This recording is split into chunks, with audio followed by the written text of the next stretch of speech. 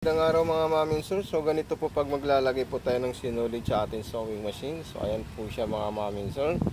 Ayan, titingnan nyo lang po siya ng maigi para mayroon po kayong idea kung paano po natin siya ilalagay. Okay?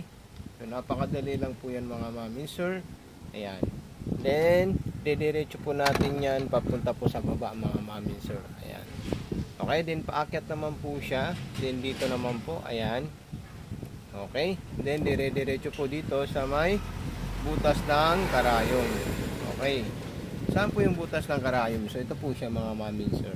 Okay, kung magustuhan nyo po ito, pwede nyo po i-check out at i-order sa ating TikTok shop mga mamin sir. Meron po siyang automatic shooter thread.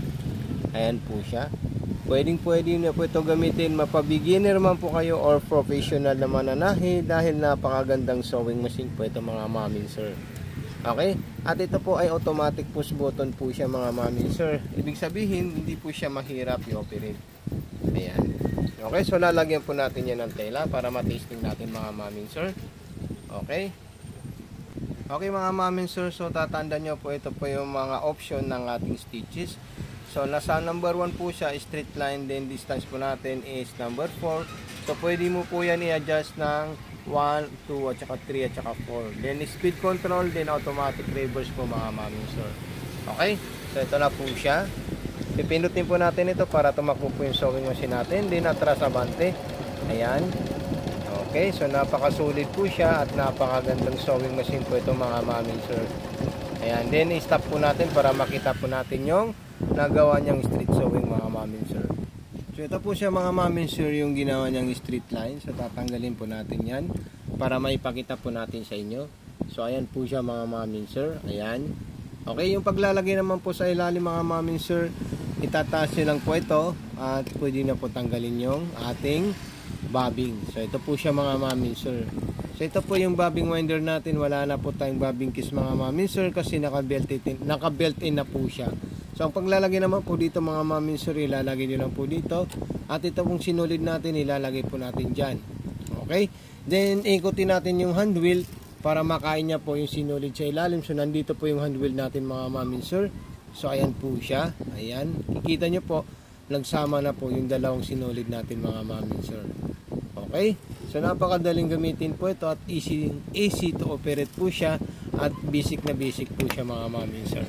So ayan na po siya mga mamin sir, at kung gusto nyo po gamitin yung mga sigsag nya, so ililipat nyo lang po ito mga mamin sir sa number 3, at pwede nyo po gawin masinsin yung design or sigsag natin mga mamin sir. Okay? So ayan, ilalagay na natin yan mga mamin sir, at ating itetesting yung sigsag ng ating sewing machine. Ito po ay Janome brand mga mamin sir, at ang model ng ating Janome brand is Chist Lavi. Okay? So ito po siya, Janome po yan. Then ito naman po yung model niya, Chist Lavi. Okay? Speed control, reverse, distance or spacing, din selector, option ng design or stitches mga mamin sir. Okay, so ayan, gagawa po tayo ng zigzagger natin mga mamin sir. Ayan. Then ibaba natin ito ng konti para makita nyo po siya mga mamin sir. Ayan. Okay. So ayan. Then magsisigsag na po yan mga mamin sir. Ang distance naman po niyan is number 1. Okay. So pwede po natin siya isagad ng 0.5 para medyo masinsin po siya mga mamin sir. Ayan. Then kung gusto nyo po mabilis mga mamin sir, so nandito po yung speed control natin. Ayan. Kita nyo po siya mga mamin sir. Then stop natin siya mga mamin sir. Ayan. Napaka-solid po siya at napakagandang sewing machine po yan mga mamin sir. Okay? Ipapakita po natin sa inyo yung ginawa niyang sigsag natin. So ayan po mga mamin sir, yung ginawa niyang zigzagger. Napaka-solid po siya at napakaganda. Wala po siyang lakta, wala po siyang buhol, at solid na solid po siya. At ayan po yung itsura ng ating sewing machine mga mamin sir.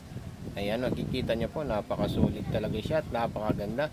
Yung mga multiple stitches niya po mga mamin sir, ayan, makikita nyo po yan lahat yung multiple stitches ng ating sewing machine. Hanggang 12 po siya, kasama yung button holder 15, then 12 stitches with button holder 15 stitches po siya mga mamin sir. Okay, so isusunod naman natin yung mga iba't ibang klaseng design at saka stitches ng ating sewing machine.